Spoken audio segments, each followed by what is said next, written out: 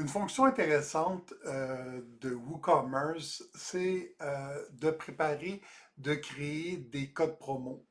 Donc aujourd'hui, je vous montre comment créer des codes promo.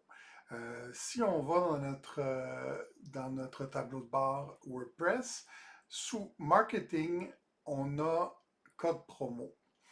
Donc, il peut y en avoir déjà qui soient là, mais si vous voulez en créer un, je vais vous expliquer un petit peu comment ça fonctionne. Les codes promo, ici, là, c'est vraiment le code que les gens vont utiliser. Là. Donc, rabais 15, ou qu'est-ce que vous voulez. On va mettre celui-là pour commencer. Vous pouvez faire une description ici. Ça, de toute façon, personne ne va le voir. OK? Vous pouvez aussi générer un code promo pour avoir des codes promo uniques que vous donnez euh, par une infolette, par exemple, ou quelque chose comme ça.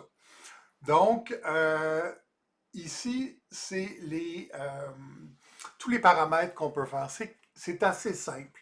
On peut dire type de remise, remise en pourcentage, panier fixe ou produit fixe.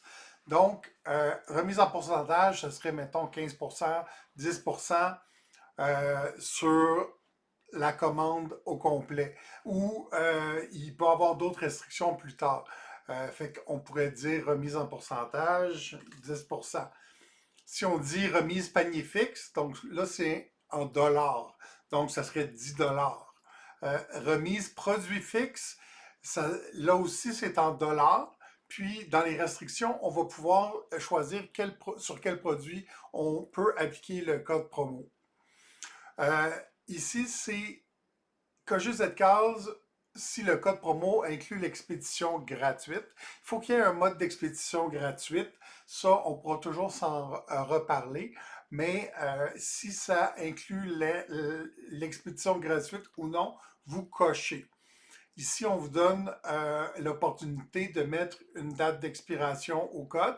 Donc, si c'est pour un code, exemple Black Friday, c'est bon de tel jour à tel jour, ben, vous pouvez donner l'expiration du code ici, puis à partir de ce moment-là, il va arrêter de fonctionner. Dans le deuxième onglet, on a les restrictions d'usage. Donc, ça, c'est assez explicatif, puis sinon vous avez des petits points d'interrogation si vous passez votre souris au-dessus. Donc, vous pourriez avoir une dépense minimale. Donc, c'est un code promo. Il faut que tu aies un achat de 100 $ pour pouvoir utiliser ce code promo-là. Bon, là, on a dépense maximum. Euh, Est-ce que le code promo peut être utilisé avec d'autres codes promo? Oui ou non? Exclure les articles en promotion. Donc, si vous avez des articles sur votre boutique en ligne qui sont déjà en promotion, on pourrait cocher ça pour dire, ben, on ne peut pas utiliser de code promo sur ce qui est déjà en promotion. Donc, ici, on parlait, là, remise produit fixe. On peut euh, chercher un produit ou exclure des produits ou des catégories de produits, exclure des catégories. Donc, ça permet là de dire, ben là, moi, je veux juste que ça soit tel type de produit qui soit en promo ou tel produit spécifiquement. Là. On écrit deux, trois lettres, puis on va pouvoir choisir un, deux, trois, 10, 20 produits, une catégorie, deux catégories. On peut, juste si c'est toutes les catégories sauf un, ben, on peut en exclure une. Euh, on peut donner des emails autorisés. Donc, ça serait des courriels d'utilisateurs. Mettons, je ne sais pas, vous avez une compagnie, puis les revendeurs, euh, eux, ils ont le droit à 15% de rabais. Fait que là, vous pourriez mettre les courriels de tous les revendeurs. Fait que seulement eux peuvent utiliser le code promo. Fait que ça rend des fois des pratiques plus simples si on veut donner des rabais à certains types de clients. On peut vraiment utiliser les codes promo d'une façon simple de gérer tout ça. Euh, le troisième onglet, les limites. OK? Là, limite d'utilisation par code. Donc, ce code-là, est-ce que c'est n'importe qui peut l'utiliser ou non? Est-ce que c'est juste une fois que ce code-là a droit d'être utilisé ou illimité. Euh, En bas ici, on a limite d'utilisation par utilisateur. Donc, ce code-là existe pour tout le monde. Tout le monde peut l'utiliser n'importe comment ou est-ce que c'est un par personne?